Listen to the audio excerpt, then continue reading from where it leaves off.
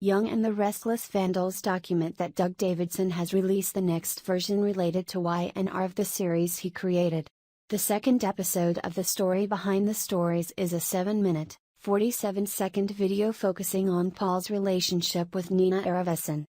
Behind-the-scenes stories that Davidson is providing Y&R fans with information that they may not have known before. The efforts of the longtime actors are appreciated throughout the production period. Davidson's reference to the filming location in 1980 at Griffith Park, where Paul and Cassandra, is particularly interesting. Popular movies like Rebel Without a Cause and Jurassic Park, along with various TV shows, were filmed there. Walt Disney once sat on a park bench while watching his daughters, who were walking on the carousel, when he was conceptualizing Disneyland. Paul and Cassandra participated in that famous trip in Y&R. The home of George Rollins was actually the most expensive daytime set at that time in history. Davidson said that the soap opera budget was lavish in that period and that the newly created special set cost between $150,000 to $200,000 in the late 1980s. Double that amount today. That story has Paul, a private detective, working for Rollins, who is his client and close friend. Rollins asked Paul to come to his house because he believed his wife Sandy was meeting another man. Aravesan saw another man. Paul, that man, didn't know that Cassandra was married. As Davidson pointed out, Bill Bell's remarkable plot is multi-layered, with the audience not knowing the true intentions of George or Cassandra. The daytime is famous for the sixth cliffhanger. Yes, Davidson also offers a teaser on his social media feed. Cassandra tells George about her desire to be with Paul, rendering Farwell's character unconscious. He was later informed in the hospital that he was terminally ill and had only a few months to live. Rollins hired a murderer but died soon after because of mysterious circumstances. He was killed. The CBS Young People and Disappointed, Y&R, Vandals point out that stars Melissa Ordway and Donnie Boaz have recently made their relationship public on camera. This is what they said. Talking to Soap Opera Digest in a new interview, when asked when we first met, Melissa said, "We met at the audition when Donnie was testing the screen for the role. I call him Texas. I like it all the time because I hear my southern accent. I was excited when he came from Texas because I have many friends in Texas. And I'm from Atlanta, so we connected in an audition with the South." Donnie added, Michelle was a little busy that day. She would do an audition with us, run upstairs, shoot something and come back. Melissa had some downtime that day and she spent more time with us. When it comes to first impressions, Melissa said that the person she has Donnie is definitely a positive person. She recalled, "I was even more excited when Donnie started working. Every morning, he would text Michelle and me and ask what our coffee order was from Starbucks. I was like, okay, this guy is a temple guardian." Secret Donnie talked, "Now, you have a week after I film and it's about the friendship between me, Melissa and Michelle. These are my friends.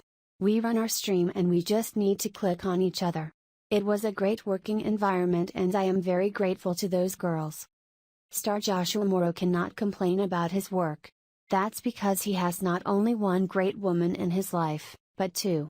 The actor recently opened up why he likes to work with both Melissa Claire Egan and Michelle Stafford so much. This is what he said. Talking to the Soap Opera Digest in a new interview, the handsome actor said that Miss Missy has turned into one of my best friends in the world. She is like my brother and we talk about everything. Obviously, when she left, I was sad, but I knew what was going on. I prayed that she would return if it was the right time for her. I kept telling Josh Griffith, "Dude, you have to bring her back and it's not even for me. I mean, don't think this is for selfish reasons. We just need her back. She provides a really great element for the show we don't have. Everyone knows that."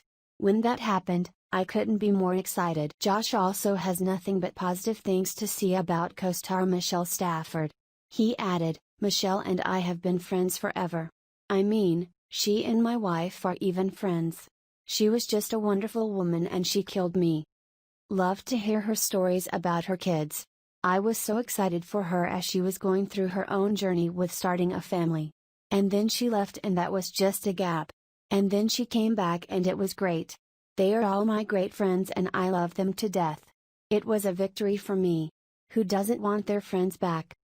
Discovers that the Hunter King star is opening up about her Summer Newman character and her possible future with love once again, Kyle Abbott. This is what she said. Speaking with Soap Opera Digest in a new interview, the blonde beauty said this: "I felt like in the soap plot, everything was like a flow. You are like, okay, this can finally happen. Perhaps they will meet.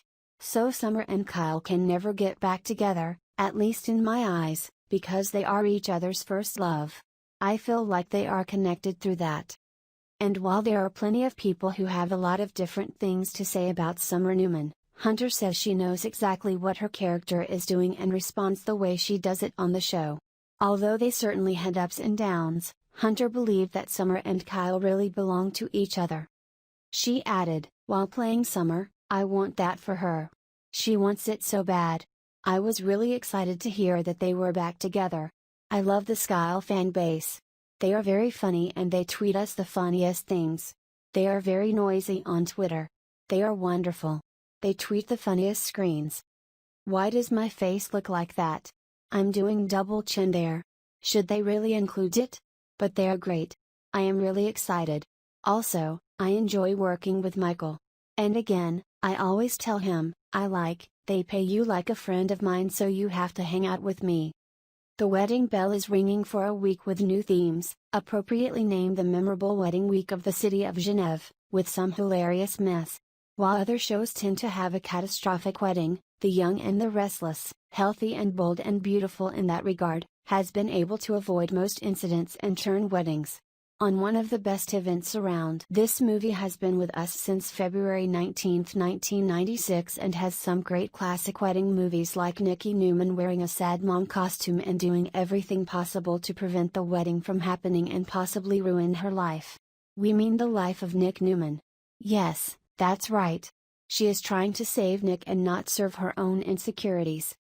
As we have just stumbled, there is always one person, Nikki, who does not accept their significant son. In this case, incidentally, is one of her rivals for her husband, Victor Newman, affectionate. If this is not a recipe for disaster, we don't know what it is. Sharon Newman is one of those who have a say, drawing men to them like a glimpse of fire.